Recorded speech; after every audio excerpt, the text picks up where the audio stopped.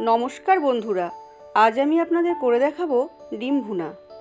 প্রথমে কয়েকটা মুরগির ডিম নিয়েছি। ডিমগুলোকে ভালো করে সেদ্ধ করে খোসা ছাড়িয়ে ধুয়ে নিয়েছি। নিয়ে ডিমগুলো এবার দেখুন চিড়ে নিচ্ছি।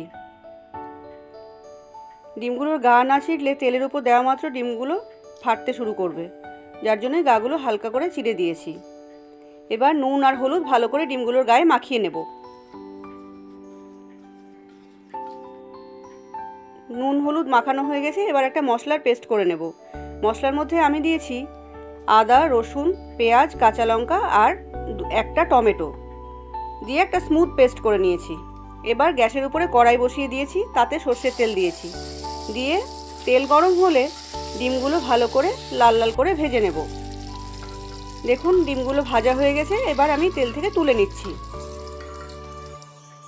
এবার ওই তেলেই একটা শুকনো লঙ্কা আর একটা তেজপাতা ফোড়ন দিয়েছি, দিয়ে একটু জিরেও দিয়ে দিয়েছি। ফোড়নটা একটু ভাজা ভাজা করে নেব। এরপরে মশলার যে পেস্টটা করে রেখেছিলাম সেই পেস্টটা তেলের উপরে দিয়ে দিয়েছি। একটু জলও দিয়েছি, কৌটোটা ধুয়ে, মিক্সির ওই কৌটোটা ধুয়ে একটু জল দিয়েছি। এবার মশলাটা যাতে পুড়ে না যায় সেজন্য গ্যাসটা কমিয়ে দিয়েছিলাম।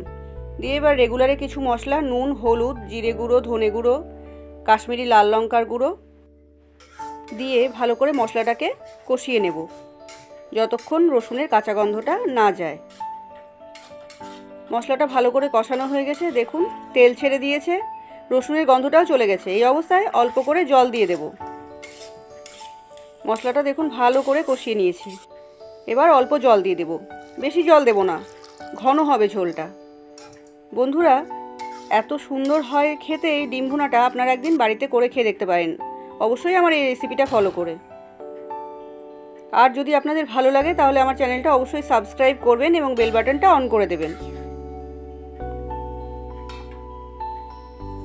ঝোল ফুটে গেছে। এবার একটু ধনেপাতা কুচি দিয়েছি আর অল্প একটু গরম মশলা দিয়ে আর একটু শুকনো করে নামিয়ে দেব। বন্ধুরা, রান্নাটা দেখতে যত সুন্দর হয়েছে খেতে কিন্তু তার থেকেও বেশি সুন্দর হয়েছিল। এবার লাস্টে দেখুন গরম মশলা দিয়েছি, দিয়ে এবার নামিয়ে নিয়েছি। দেখুন তো আপনারা ফাইনাল লুকটা কেমন এসেছে, আমাকে অবশ্যই কমেন্ট করে জানাবেন, আমি অপেক্ষায় থাকবো। নামানোর আগে গোটা কাঁচা লঙ্কা দিয়ে নামিয়ে নিয়েছি। আপনারা একদিন করে খাবেন, আমার অনুরোধ রইল। তৈরি হয়ে গেছে ডিম ভুনা। সবাই ভালো থাকবেন। নমস্কার।